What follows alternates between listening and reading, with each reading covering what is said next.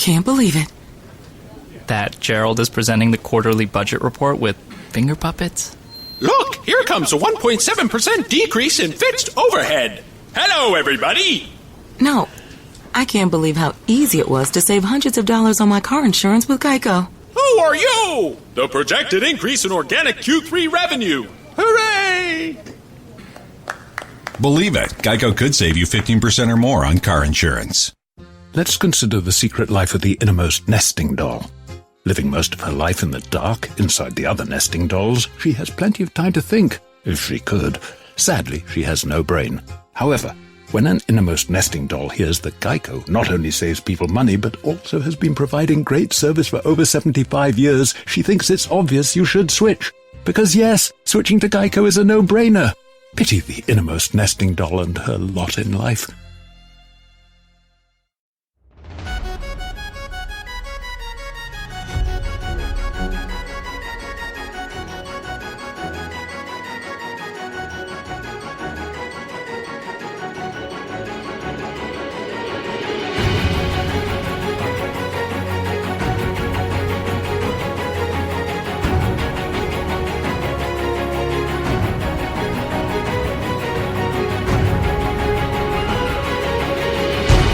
Hello, everybody, and welcome again to Nerd to the Third Power, your one-stop shop for all things nerdy and awesome. I'm your host and master of ceremonies, Dr. Gonzo. And with us again, fresh from the fields of battle and covered in the blood of her enemies, is our resident anime goddess, TheCat. Cat, you look like you've just come through the Battle of Westeros. Oh my god, guys. Don't ever run a convention. It's really hard, guys. It's oh my god. I'm back, though. I survived. Geico presents Yikes! Another voicemail from your roommate.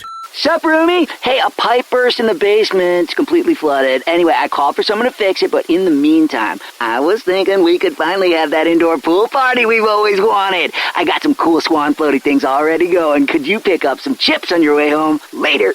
The Geico Insurance Agency could help keep your personal property protected, like if your roommate isn't the brightest pool float in the flooded basement. Visit geico.com to see how easy it is to switch and save on renter's insurance. My convention, it was really rough going there for a while there.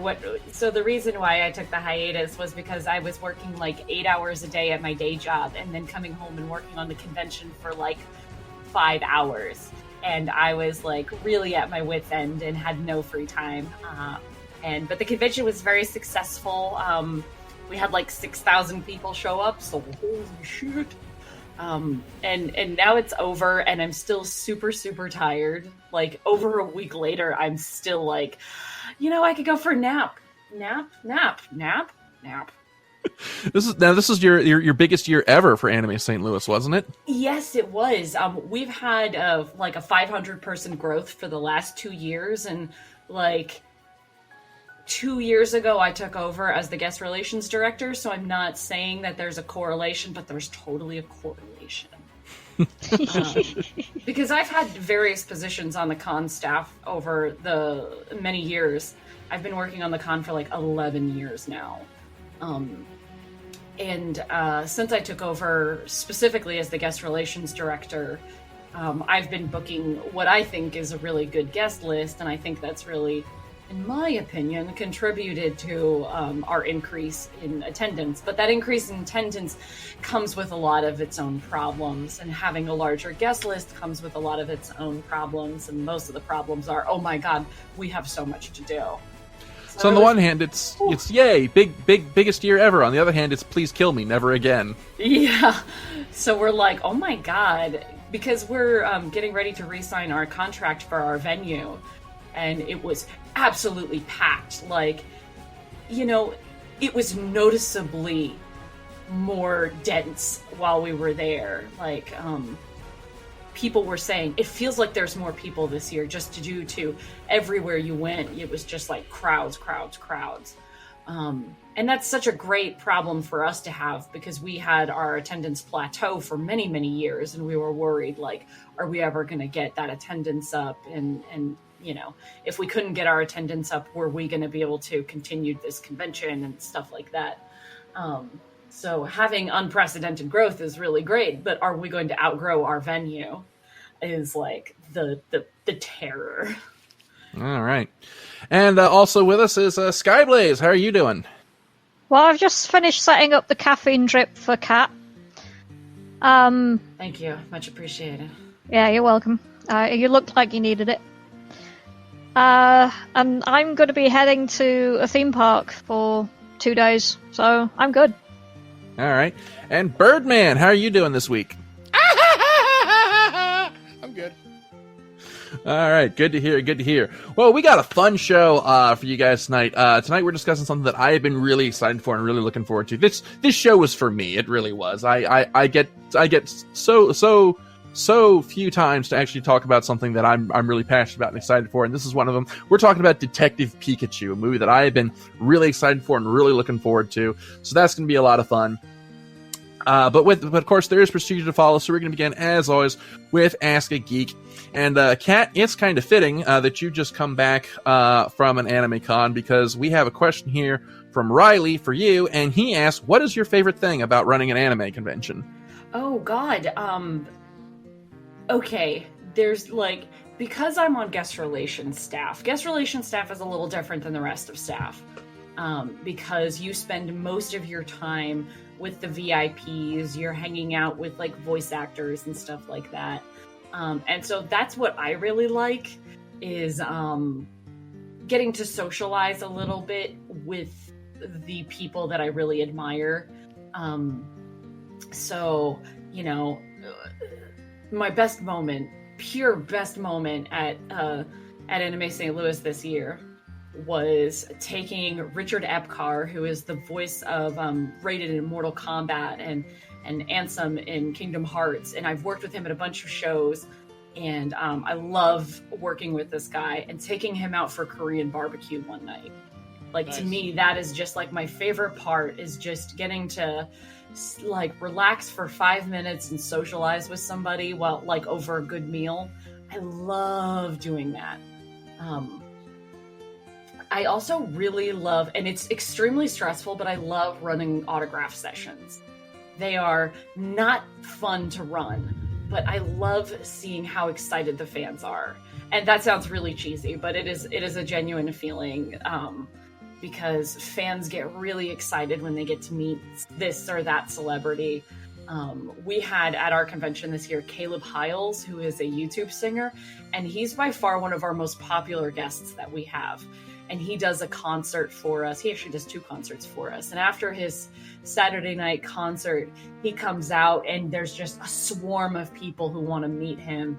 And we have to run a really, really exhausting, like at midnight autograph session for him. And it's worth it because of all of these people who are so excited to meet him, and who want to like stand around and ask him questions. And when the guest has enough time and they really, you know, get one-on-one conversations going on, it's really just a magical thing. Because those were experiences that I had as a kid. When I was young, going to conventions, my dad dragging me to Star Trek convention, or when I was young, I got to meet my favorite author, who is Anna Martin, the author of The Babysitter's Club. And I was just absolutely astounded. And that is like what I love to do for other people now. Okay, all right, cool. Next question here. This one comes from Dina, and it is for Skyblaze, and you seem to have to open yourself up to something here, Skyblaze, because she asked you, based on your comments that you've been writing fanfic for many years, do you have any work that is available for people to read, and where could they find it? Yes, I do. Under the pen name Skyblaze, you can actually find my stuff on fanfiction.net and on Archive of Our Own, aka AO3. Okay, do you have any works that you're particularly proud of that you'd like to shout out? There's a fic I'm working on with my writing partner Taranea, which is called Advent of Equinox, and it's a Sonic fic, which is a continuation of the story of Sonic Unleashed, only Sonic and Shadow get transformations in this one. Shadow gets wings. It's the obligatory Shadow gets wings story. And there's also several Knight Rider fics, one of which I'm particularly proud of, which is called A Race Through Dark Places. I'm very proud of that. because I think it was quite an emotional piece.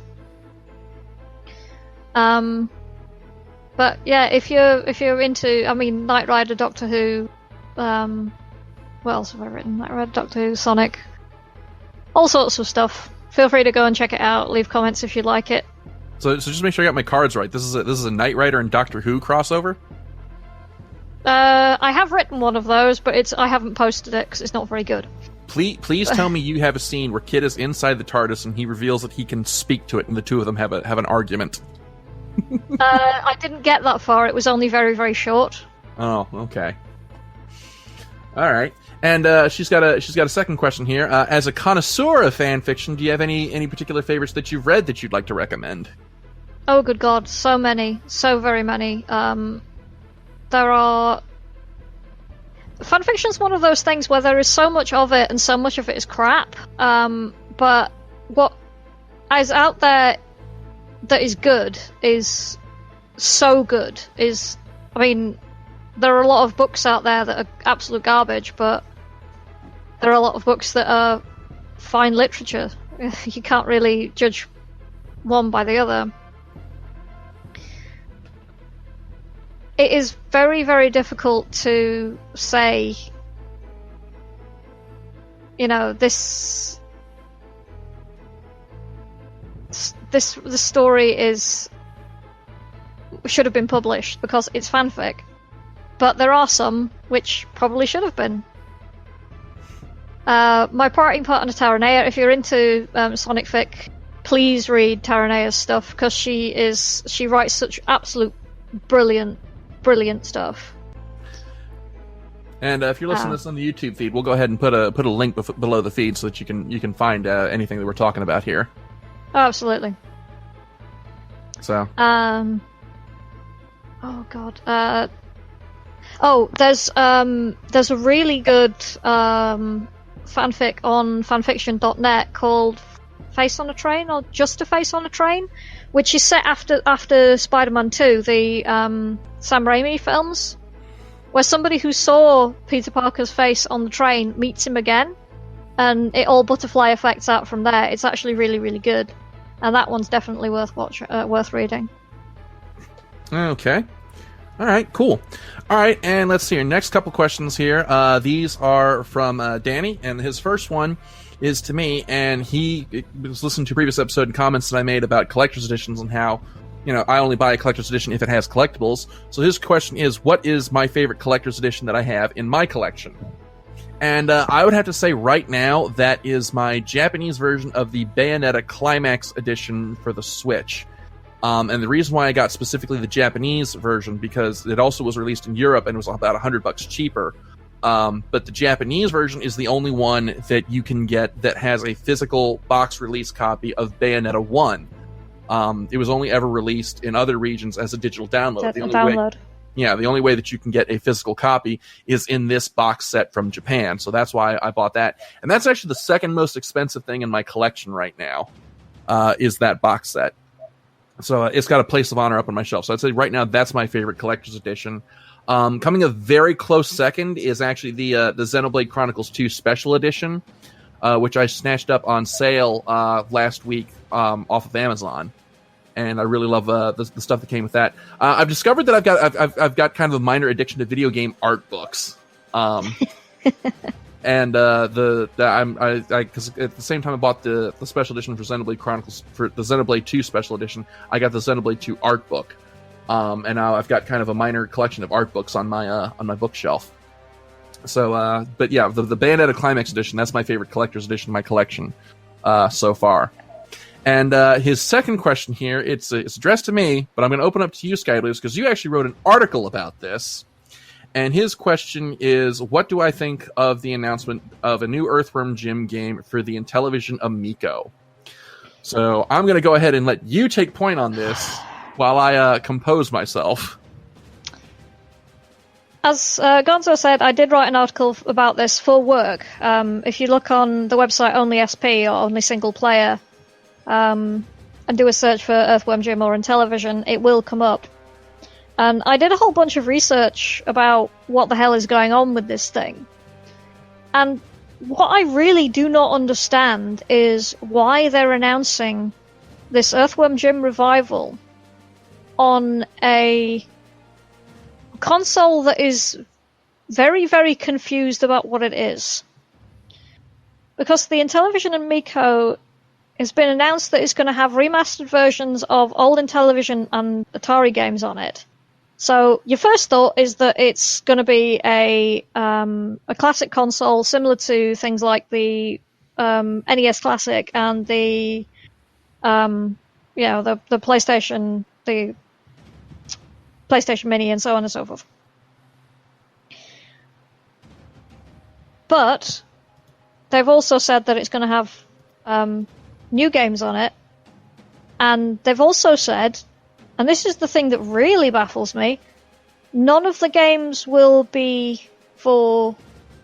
have a mature or adult rating. So it's all going to be teen or below. So it's not a console for adults, but they're putting all these retro games on it, which is going to be the sort of thing that appeals to adult retro collectors. And then they're putting on a revival of the game from the 90s, which doesn't fit in with the early 70s, 80s theme,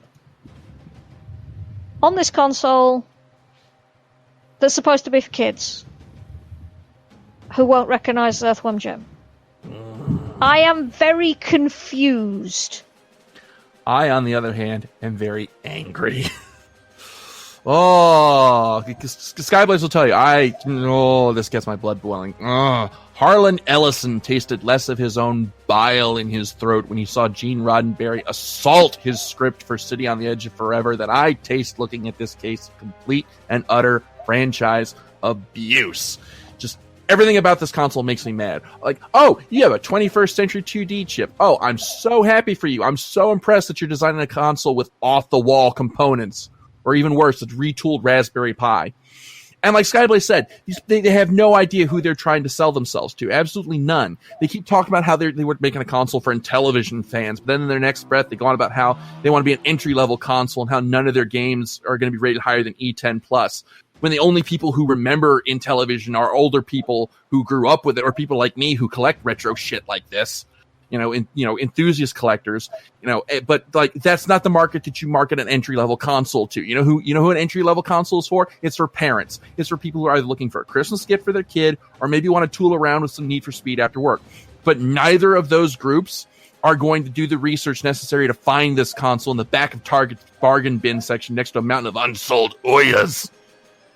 And you got Earthworm Jim, one of the most beloved 90s icons on this console. You're banking on nostalgia, but it's the wrong kind of nostalgia. The Intellivision was long gone by the 90s. And it's like, I don't care that you got the original Earthworm Jim designers back. I don't care that your console's only going to cost $160. I'm not buying a whole new console just for one game that's wearing the rotted skin of a corpse nobody remembers.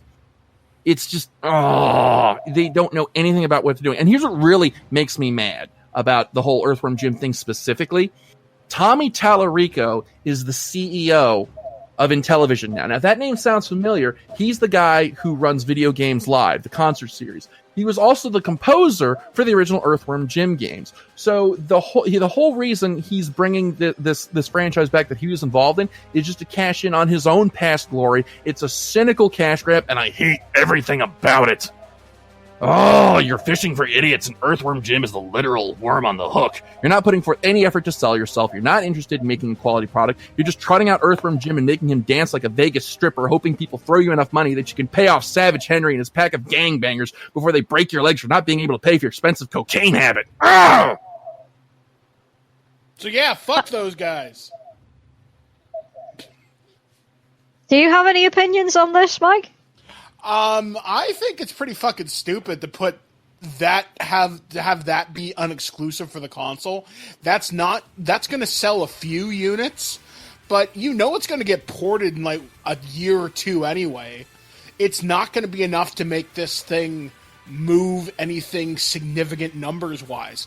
Like like you just said, it's going to sit in the back of Target next to all the Ouya's and PlayStation Classics because no one's going to fucking know about it. They don't have the money for any effective marketing campaign.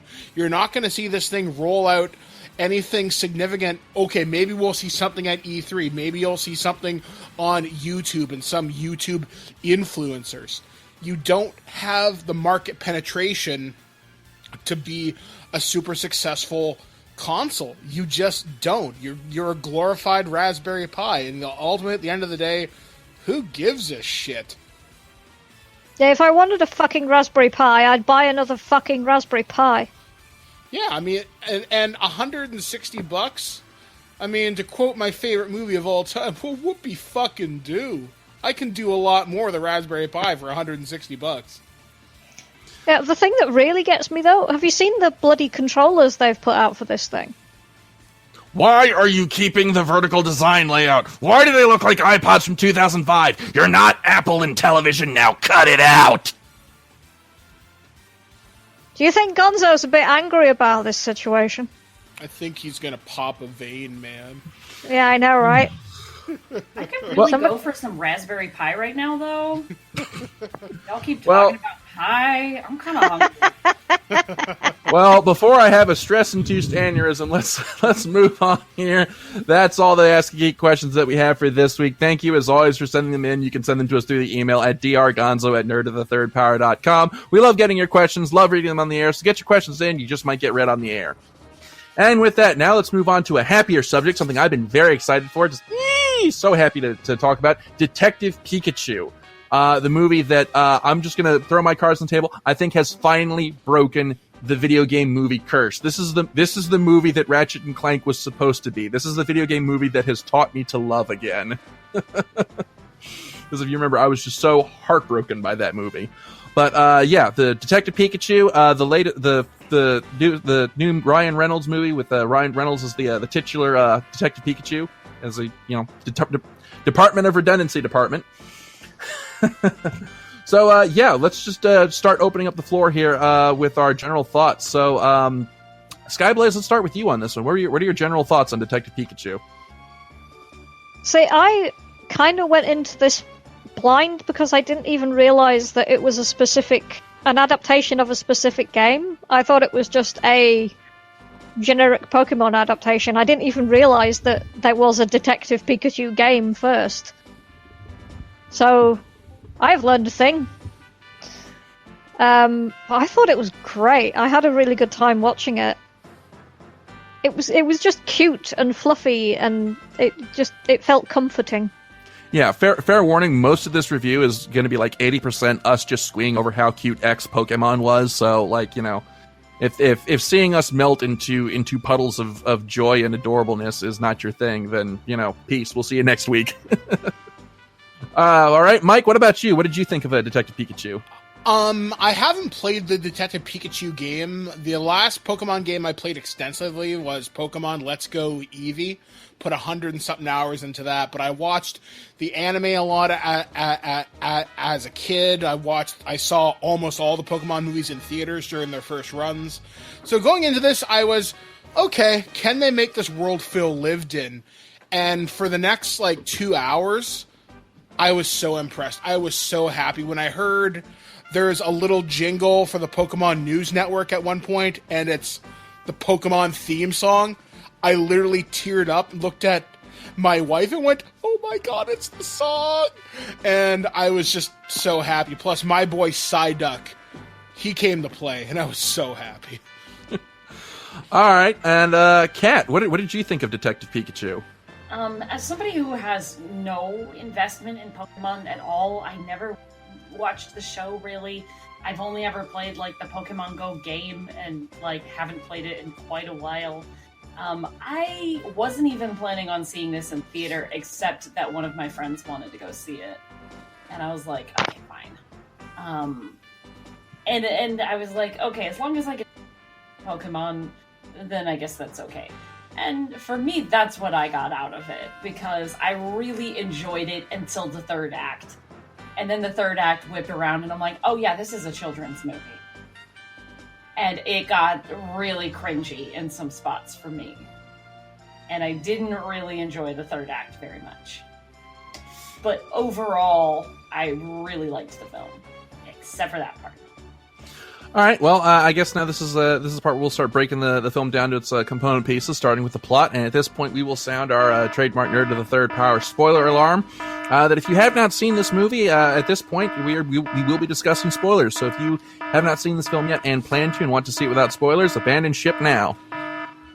So, as Skyblaze mentioned, this movie is based on the Detective Pikachu 3DS game, and the plot of this movie actually is pretty much the plot of the game itself. We open up on Tim Goodman, who is the son of a police detective, and he wanted to be an aspiring... when he was younger, he wanted to be a Pokemon trainer, but for some reason that's elaborated on later in the film, he has turned against the idea of being a Pokemon trainer, doesn't like Pokemon at all, and he's become estranged from his father until he gets a call that his father was killed in a car accident. And so he goes to Rhyme City, which is kind of like a sanctuary for humans and Pokemon living and working together, to try and find out what happened to his father.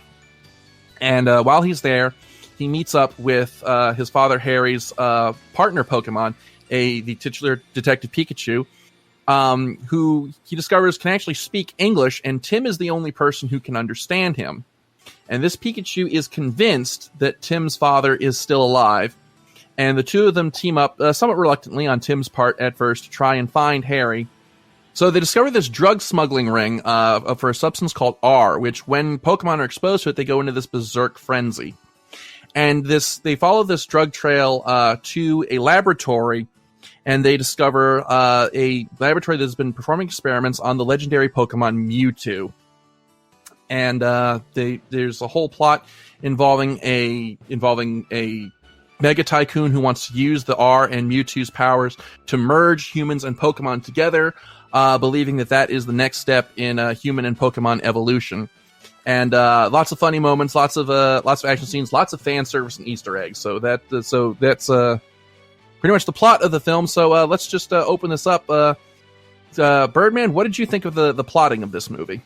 I thought it was a really good adaptation of the material. I thought it was really well paced. There wasn't any real slow parts. I wouldn't say it was as well paced as, say, Avengers Endgame was made 3 hours whipped by. There were some slow parts in this, but nothing that felt significantly detrimental to the enjoyment of it. But thoroughly thought it was very well paced overall for a kids movie, and considering how simple the plot was, I think it's more than enough to keep kids' attention held for like the 2 hours that it's on screen. Okay, Skyblaze, what about you? What did you think of the plot of this film?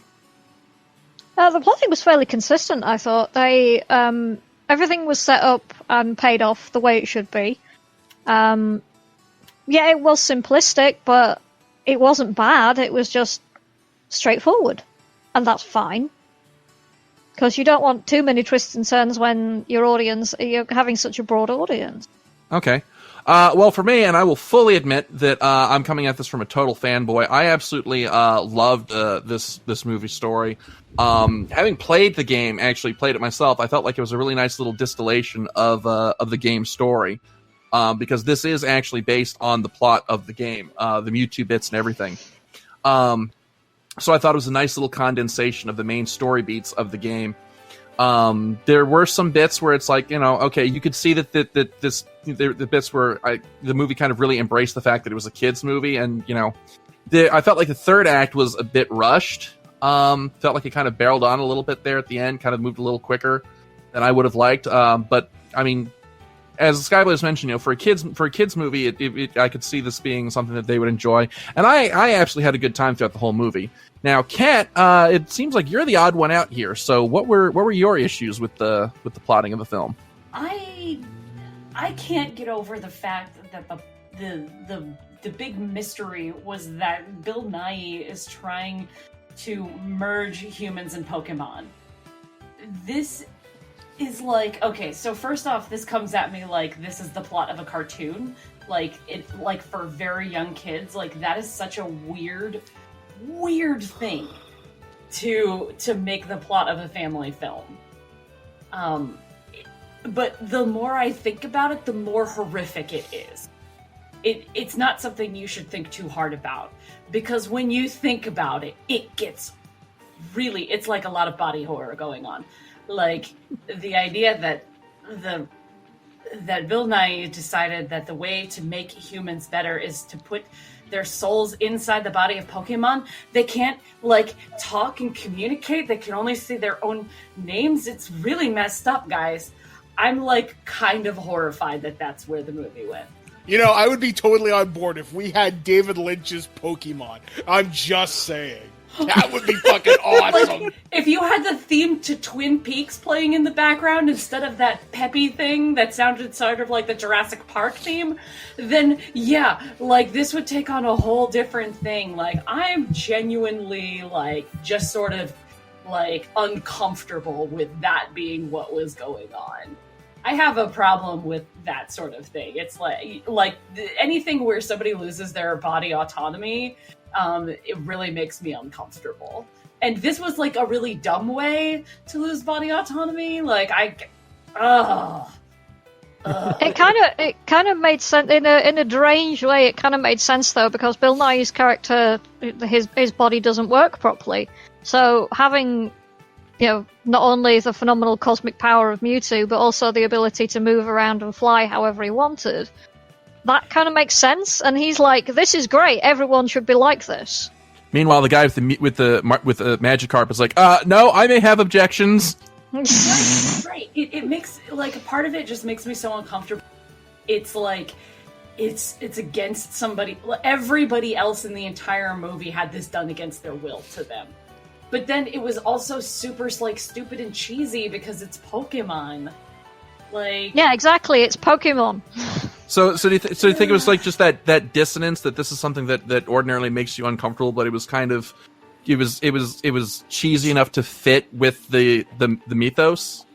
It felt too childish of a, like, it's either got to be for very young kids or, like, horror levels, and it feels like it shouldn't be in between. Like, my brain can't wrap its mind around that being, like, an in between.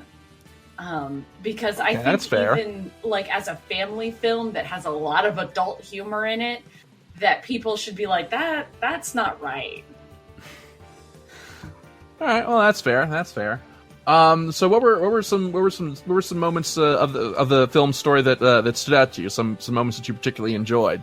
I'll tell you, one of the things that I absolutely loved about this film, going through it, was all the Easter eggs and fan service for fans of the Pokemon series, and seeing some of the creative ways that Pokemon were utilized. Me and Skyblaze were actually talking about this the other morning, and I asked her what she thought of the scene in the underground fight club where Loudreds were being used as stereo speakers. That was fucking clever as hell. Yeah, I thought that was really cool. It's like, yeah, that's awesome, and I bet DJs in that world save a tune on DJ kit, because proper DJ speakers are hella expensive. However, can you imagine the look on the Loudred's face when you approach them with an XLR cable? Where does one plug that in? Exactly. Male or female end? Oh no! Speaking of things that are horrifying when you think of them, Body horror once again. It pays not to think too hard about this film. That's all I'm saying, guys. I want the David Lynch cut. I'm just saying. Tony, we broke your wife. I'm fine. But like, no, there were so many things that in this movie that, like, it's hard for me to pick one thing that stood out to me, because so much of it was just like, it was just one continuous stream of joy to me. Skyblaze, what about you? What were some moments that stood out to you? It's not really plot related, but one of the things that I kept noticing was how many remixes of music from the games there were in there. There was a remix of the battle music that was in the Fight Club bit, the Underground Fight Club bit. And they were still using it wasn't quite 8-bit, but kind of the lo-fi sounds, which makes sense because the guy who was doing the music was Henry Jackman, who also did the music for Wreck-It Ralph. And I really appreciated that. I thought that was very cool and very appropriate. Okay. Birdman, what was the story moment that stood out to you? Psyduck. Anything he did. Yeah, the bit where he blackmails Pikachu into giving him a foot rub.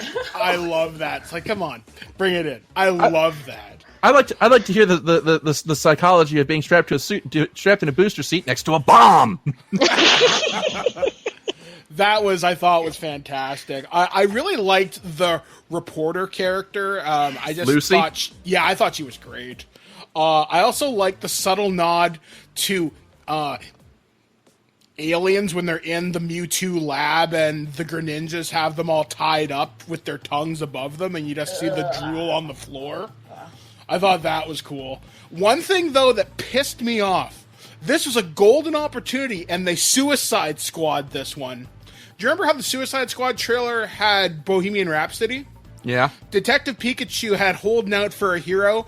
That should have been in the final battle, that song. It was in Shrek 2. It was in Short Circuit 2. It should have been in Detective Pikachu. That song would have guaranteed charted on Billboard for at least 2 weeks if it had been in this movie. Okay. I promised you that. But, missed opportunity. But other than that, I'm trying to think of what else really stood out to me. The end credits, the music, and then all the artwork that was from the manga. I thought that was pretty cool. I was very impressed with that. All right. Another thing. I've just thought of another. That entire interrogation scene with Mr. Mime, especially when he opens the invisible door and gets the invisible gasoline, and then bumps his head on the way out. And then drops the match, and the expression on Mr. Mime's face of, oh, fuck. Somebody I read somewhere that was like, good thing they cut away, otherwise they... And going back to the subject of body horror, let's talk about that Ditto. Oh, fucking hell. Must we? Those eyes! Those eyes! Catherine Newton is an absolute adorable cinnamon roll in this movie, but oh my god, seeing her with Ditto eyes, I'm going to wake up screaming to that image for weeks. That forever. No. So, Kat, what were some story moments that you enjoyed in this film? I loved everything about Mewtwo. Because what little I know about Mewtwo is it's sort of the more, in terms of story, Mewtwo is this more existential character who has, identity crisis, and it gets very, philosophical. And so I was going, okay, are they gonna keep this a kid's movie, or are they gonna bring a little bit of philosophicalness to the character? And I was pleased that there was some there, since that's all I know about the character. Yeah, my work.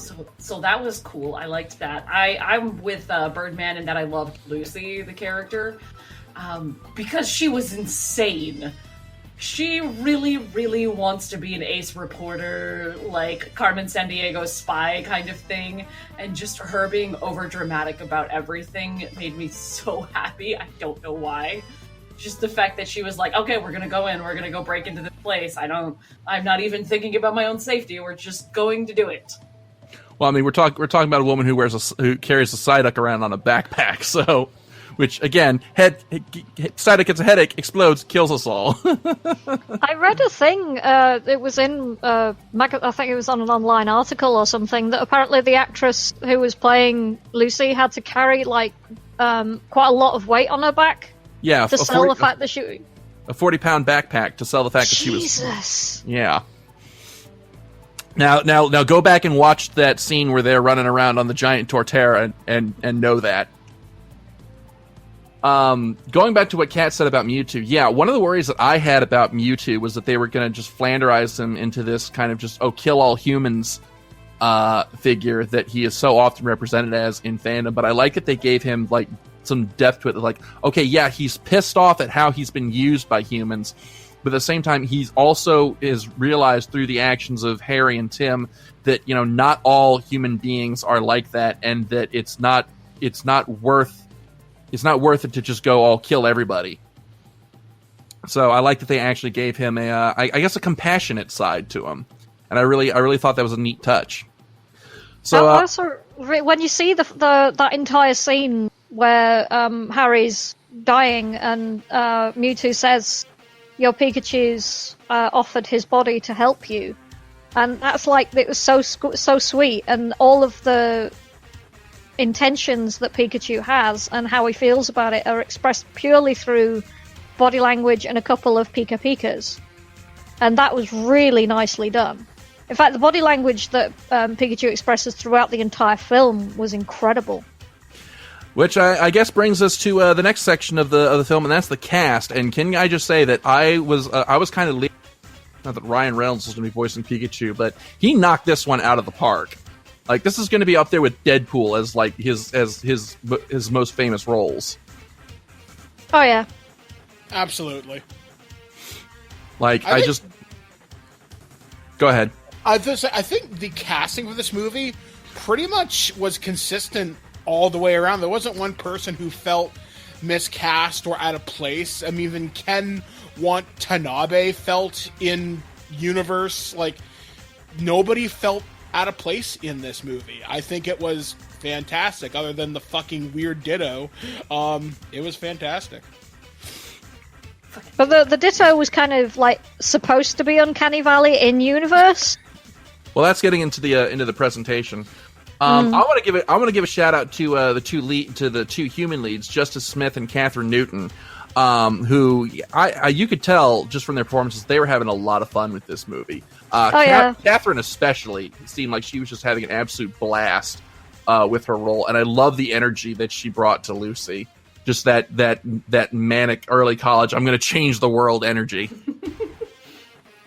It was something I said when we finished watching it to Tony and to Nova, who we went to go and see it with. It's like you can really tell that the cast are having entirely too much fun with this film.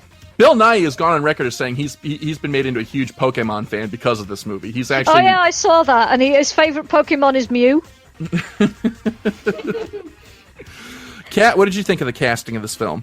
I really enjoyed it. I really enjoyed, like you said, both of the human performances. I just thought they were so spot on. I almost had a hard time buying them as adults because both of those actors look so young. Well, I mean, they are. I think Catherine Newton's only, 21, if that? I know, but they look like they're in their teens. And maybe it's because that's just because you're old. Well, obviously. I'm gonna back away slowly. I'm not involved. Yeah, I'm really old. I'm ancient. I am ancient and forever, burning at the heart of time, and so on and so forth. Yeah, we know. But I definitely was like, oh, they're playing teenagers. And then I was like, oh, no, they're not. They're playing 20-somethings because they're 20-somethings. I'm so used to, 20-somethings playing teenagers. I think my brain is ruined for recognizing people's ages now. Thanks, 90210. But, right, and Buffy. But, they had so much energy that I think even in my 20s I didn't have. They're just bam, bam, bam. And them both being awkward and weird in their own ways, I just thought they had really great chemistry. They were really fun to watch on scene together. And then of course Ryan Reynolds.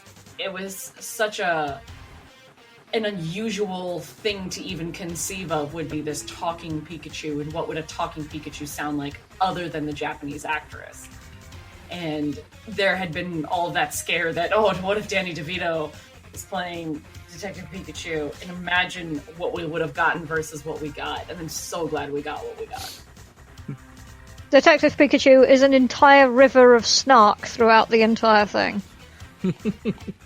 I feel like Ryan Reynolds was responsible for a lot of his dialogue.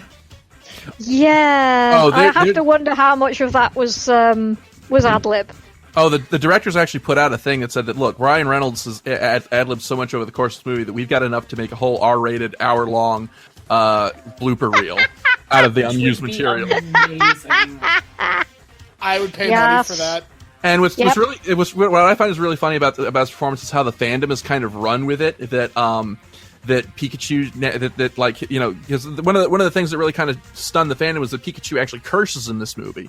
So now the running joke is that Pikachu now are all just foul-mouthed little shits. Just all we hear is Pika Pika. When what they're really saying is, "Oh God, motherfucker, that hurt right in the cock, Jesus!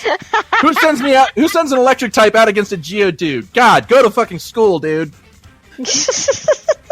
So now I will just forever imagine Ash's Pikachu, just every line of his mouth is just him cursing out his trainer. Like, how is it you've been at this for 20 years and you've never won a single championship? Which Ash deserves because he's a goddamn scrub. But that's a discussion for another table. All right, so we've discussed the cast. Let's talk about the presentation of this film. And this is going to be the part where we just all just melt into puddles of cute because, oh my God, the fucking Pokemon in this movie. Like, one of my fears going into this film was that, the Pokemon were going to be all very Uncanny Valley, or that they were going to try and do like the Michael Bay Transformers thing where they'd be redesigned to be quote unquote realistic, or quote unquote, yeah, yeah, like that. God.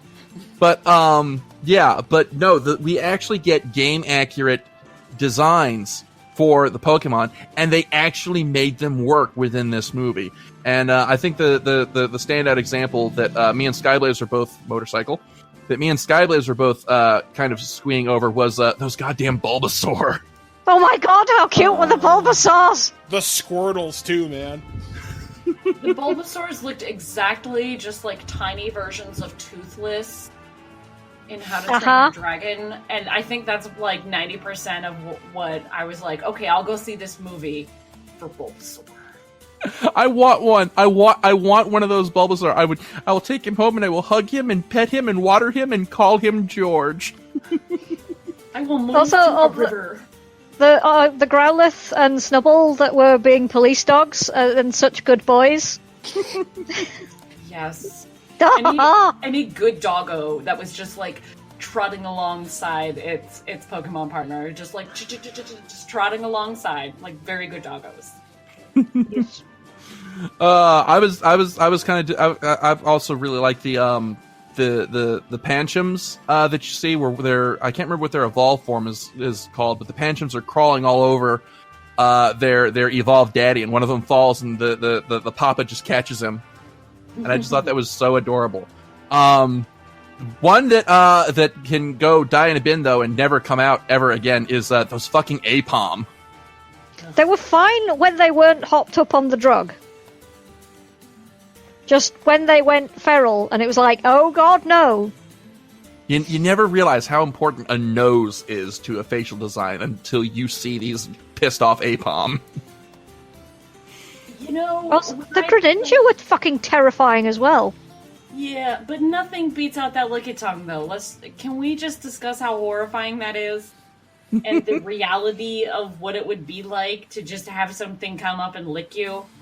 No, thank you. Nope. I think the personal space, dude. I think the Lickitung actually beats out the Mr. Mime for the creepiest Pokemon in this movie. Ooh, it's a tough call. But yeah, speaking of which, Mr. Mime, let's talk about how that whole scene played out, because I absolutely loved how they animated that character and made him emote and actually played out that whole miming sequence. It was great. Just like Skyblaze said, the body language of the Pokemon in this movie is just phenomenal, and I can't wait until I can see the behind the scenes featurettes and how they did the mocap for these characters. Like Andy Serkis was in here somewhere. He had to have been.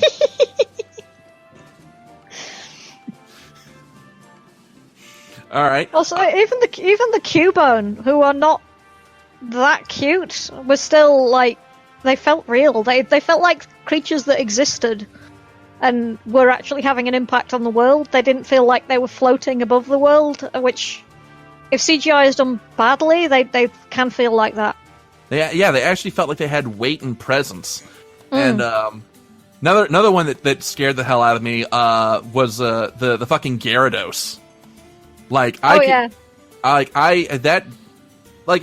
always looks like kind of a mean motherfucker in the games, but to actually see it realized as it is in this film. Like, you could kind of see this thing being the inspiration for those old dragons in Japanese mythology, the inspiration for those mythological sea serpents, because that thing just looked fucking horrifying. It looked cool, though. Yeah. It did look cool. And the Charizard just nopes out of there. He's like, oh, crap. This is gonna suck. Tim, I can't float. All right. What about you, Birdman? What did you think of the presentation of this film? I thought all the Pokemon looked fantastic. Whenever they were on screen, they never felt weird or out of place.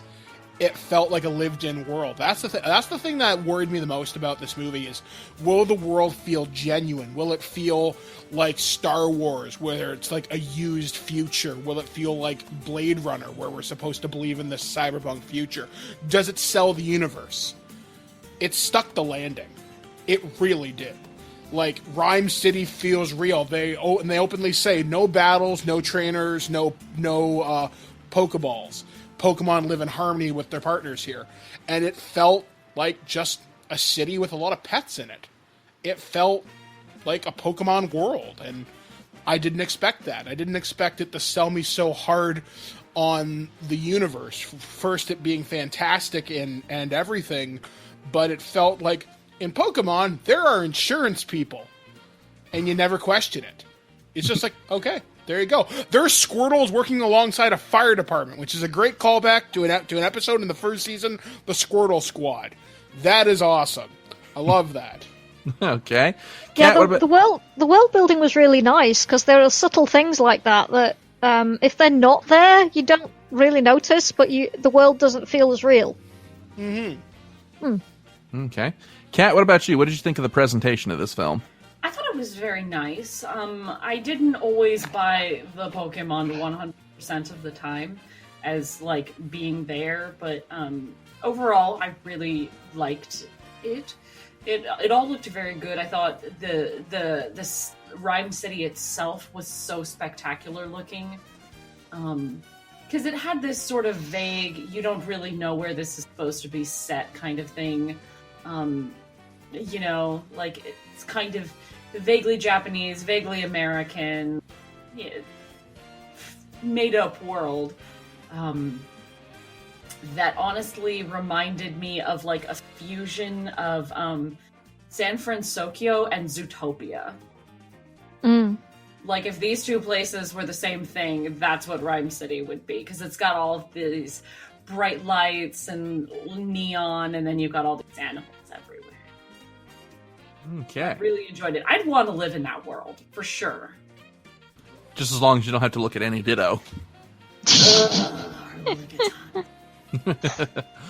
All right, well, we're kind of running short on time, so let's start wrapping things up by giving our final thoughts on the film. And I'm going to open up by saying that this is what I have wanted to see in a video game film for a very long time. So many video game films, they fall into this trap of trying to make the fantastic fit into the real world. And I was scared to death that that if they made a Pokemon movie, they were going to do some stupid ass thing like, Pokemon came to our world through like a dimensional rift, or the result of a genetic experiment, that they were going to try and fit Pokemon into our world instead of actually committing to the premise and having faith enough in the IP and in the world to actually tell a story within this fantasy universe. And I in hindsight, I really shouldn't have worried all that much, because if there's one company that is going to have faith in its intellectual property to let it stand on its own and actually commit to telling stories in these worlds, it is Nintendo. And it warms my heart to finally see a video game movie that is actually legitimately good. Is it an Oscar winner? No. Is it the greatest film ever made? No. But it's a film that knows what it is and commits to it and revels in it. And I am absolutely overjoyed to see this movie.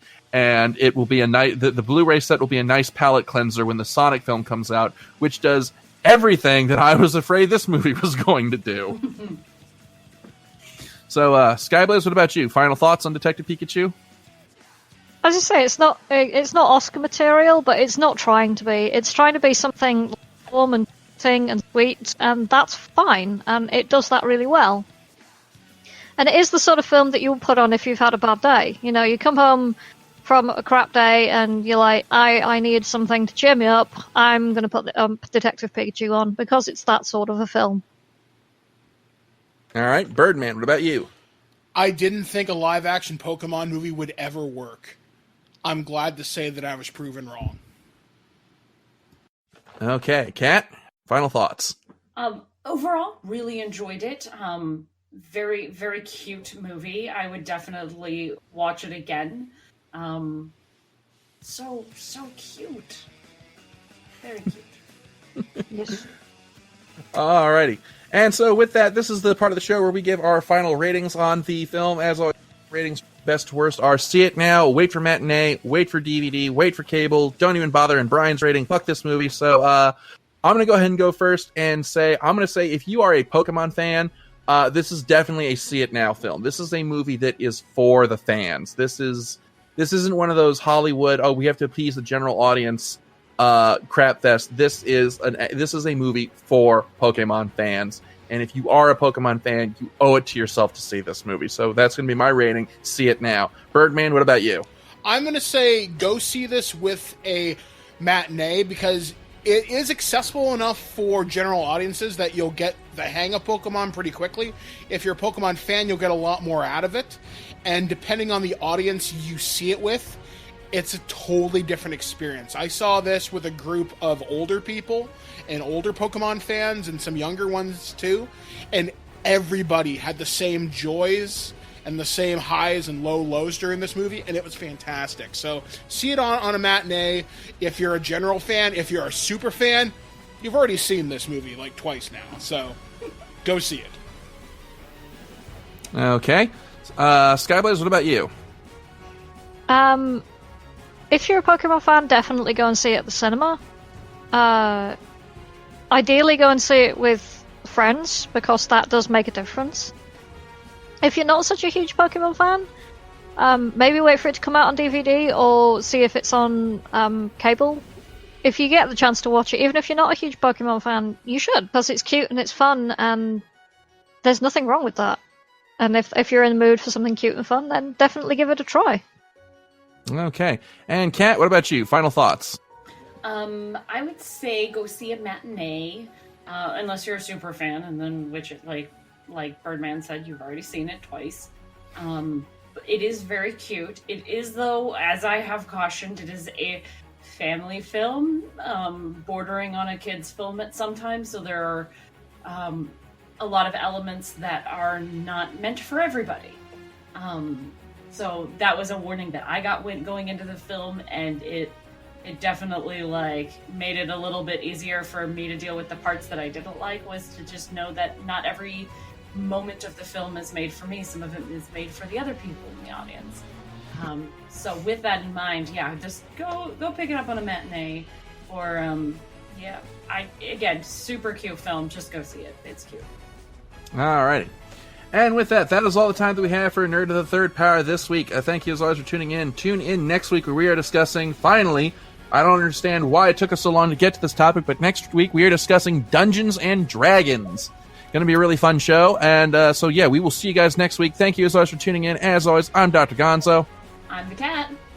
I'm Skyblaze. I'm Mike the Birdman Dodd! We will see you next week. Taka, play us out.